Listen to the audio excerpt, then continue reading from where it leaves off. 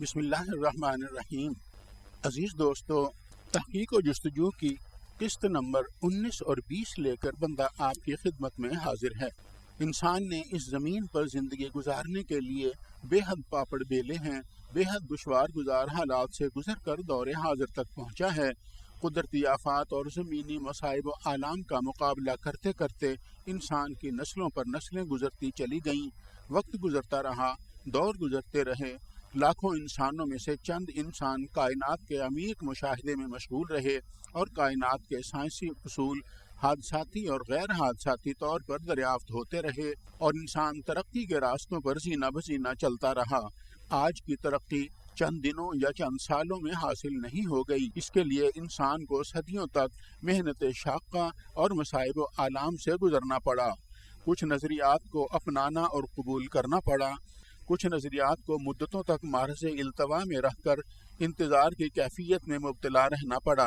مذہبی پابندیوں کی وجہ سے بہت سے خیالات اور نظریات کا گلا گھونٹنا پڑا۔ بے جا ضد اور اختیاراتی تعصب نے بہت سے مفکرین کے تفکر کو موت کی نیند سلا دیا۔ چھپ چھپ کر نظریات و خیالات کو قلم بند کرنا اور غیر مطبوعہ چھوڑ دینا صدیوں پرانے معمولی واقعات تھے۔ الغرض، آج کی انسانی ترقی گزشتہ نسلوں کی بلکہ بہت سی گزشتہ نسلوں کی مرہون منت ہے۔ اس دور میں جب انسان ہونے کے برابر تھے، اوزار نہ ہونے کے برابر تھے، تمام کام دستی طور پر سر انجام دیے جاتے تھے، اس دور میں دوربین کی تیاری اور فلکیاتی مشاہدے انسان کی محنت شاقہ کا پتہ دیتے ہیں۔ گلیلیو نے دوربین بنائی، یہ 17ویں صدی عیسوی کا دور تھا، تو اس کے سامنے عجیب و غریب مناظر تھے۔ اس نے چھوٹے چھوٹے اور ٹمٹماتے ہوئے ستاروں کو اپنی سوچ سے بھی بڑھ کر دیو ہیکل اجسام پایا۔ یہ حقیقت کہ سورج ساکن اور زمین متحرک ہے گلیلیو کے فلکیاتی مشاہدے سے بھی صدیوں پہلے دریافت ہو چکی تھی، مگر سب سے پہلے گلیلیو نے اپنی آنکھوں سے دیکھا کہ کائنات کتنی وسیع، کشادہ، حیران کن اور تعجب خیز ہے۔ وہ بے قرار ہو گیا کہ یہ کیا سلسلہ ہے اور کہاں تک پھیلا ہوا ہے۔ دل و دماغ کو پاگل کر دینے والا یہ سلسلہ کہیں رکتا ہی نہیں۔ کائنات میں اربوں کھربوں نوری سال یعنی لائٹ ایئرز پائے جاتے ہیں۔ دور واقع کسی مقام پر جا کر دنیا کی بڑی سے بڑی دوربین کے ساتھ دیکھا جائے تو کائنات پھر بھی لامحدود ہی رہتی ہے۔ مناظر تبدیل ہو جاتے ہیں، مگر دوڑتی بھاگتی اور پھٹتی پھیلتی کائنات کا کنارہ نظر نہیں آ سکتا۔ کتنا حیرت انگیز معاملہ ہے، کہاں تک اس کائنات میں چل پھر سکتے ہیں، اور ہماری زندگی کتنی مختصر ہے۔ ہم اپنی پوری زندگی روشنی کی رفتار سے بھی چلتے رہیں تو اپنے قریبی کہکشاں تک نہیں پہنچ سکتے، چہ جائے کہ پوری کائنات کی سیر کر سکیں۔ امریکی ادارے ناسا نے مریخ کے مشن پر خلائی جہاز پولر لینڈر روانہ کیا۔ وہ اپنی کم از کم اور زیادہ سے زیادہ رفتار کے ساتھ چلا تو پھر بھی اس خلائی جہاز کو مریخ تک پہنچنے میں تقریباً 10 ماہ لگے، اور اس کے باوجود بھی پولر لینڈر مریخ پر پہنچا یا نہیں، اس بارے میں کچھ بھی کہنا ممکن نہیں، کیونکہ مقررہ تاریخ پر اس خلائی جہاز کا رابطہ زمین کے ساتھ ٹوٹ چکا تھا۔ اس مہم کے ذمہ دار خلائی سائنسدانوں نے 3 دن تک اس خلائی جہاز کی طرف سے کسی رابطے یا پیغام کا انتظار کیا، مگر یہ رابطہ نہ ہو سکا اور ناسا نے اس خلائی مشن کی ناکامی کا اعلان کر دیا۔ اس وقت پورے کرۂ ارض پر امریکی خلائی ادارے ناسا سے زیادہ کامیاب کوئی خلائی ادارہ موجود نہیں۔ انتہائی ترقی یافتہ اور کمپیوٹرائزڈ خلائی آلات سے لیس اور مزین یہ ادارہ بھی بعض اوقات خلا کے بارے میں اور خلائی امور میں بے بس ہو جاتا ہے۔ انسان کی رسائی کی غالب قوت بھی ابھی تک خلا کے بارے میں مکمل طور پر جاننے کے لیے ناکافی ہے۔ سوال یہ پیدا ہوتا ہے کہ کیا انسان واقعی خلا پر کنٹرول حاصل کر لے گا؟ اس بارے میں حتمی طور پر کچھ نہیں کہا جا سکتا، کیونکہ زمین کے حالات بھی انسان کے اپنے بس میں نہیں ہیں۔ زمین کے باسی بے شمار انسان، بلکہ غالب اکثریت ابھی صدیوں پرانے رسوم و رواج میں جکڑی ہوئی ہے۔ تعلیم کی کمی اور توہمات کی زیادتی انسانی صلاحیتوں کو اجاگر نہیں ہونے دے رہی۔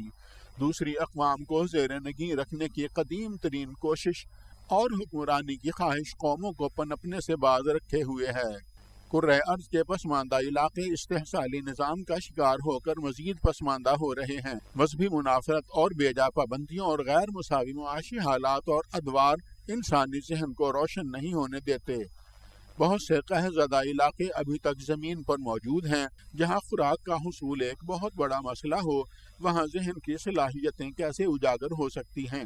عام انسانی ذہن پر جمی ہوئی نفسیاتی کائی کسی طرح اترنے میں نہیں آ رہی۔ خلائی حقیقتوں پر یقین کرنا عام انسانی ذہن کے لیے تذبذب اور تردد کا باعث بنتا ہے۔ روایتی داستانیں نئے نظریات کو اپنانے کی راہ میں بہت بڑی رکاوٹ بنی ہوئی ہیں۔ فرسودہ خیالات کسی طرح بھی عام ذہن سے نکلنے نہیں پاتے۔ ابھی تک اس بات پر یقین کیا جاتا ہے کہ کائنات کا نظام مختلف دیوتا اور بھگوان چلا رہے ہیں، جبکہ اس وقت یہ بات روز روشن کی طرح عیاں ہو چکی ہے کہ کائنات کا نظام ایک ہی طاقت و قوت چلا رہی ہے، جس میں کسی کو بھی دخل اندازی کی جرت اور ہمت نہیں۔ خلا میں جہاں تک انسان خود پہنچا یا جہاں تک انسان کے بھیجے ہوئے خلائی جہاز پہنچے، وہاں پر ایک ہی قوت کی حکمرانی اور کار فرمائی نظر آئی۔ تمام کے تمام کلیے، فارمولے اور اصول و قواعد وہی پائے گئے جو زمینی سائنسدانوں نے دریافت کیے۔ فزکس، کیمسٹری اور ریاضی کے تمام کلیے پوری کائنات میں ایک ہی جیسے دریافت ہوئے ہیں۔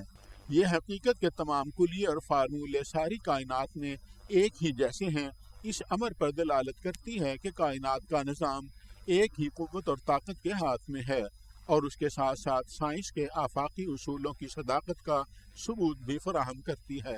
کائنات میں ایک سے زیادہ دیوتائی طاقتوں کا تصور حقیقت کے مکمل طور پر برعکس ہے۔ جب تک کائنات میں ایک اور واحد طاقت کو تسلیم نہ کیا جائے، اس وقت تک سائنس کی حقیقتوں سے بھی بہرہ مند نہیں ہوا جا سکتا۔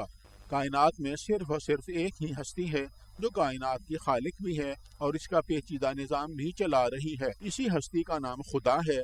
خدا کو پہچاننے کے لیے سائنس کا مطالعہ بھی ازحد ضروری ہے۔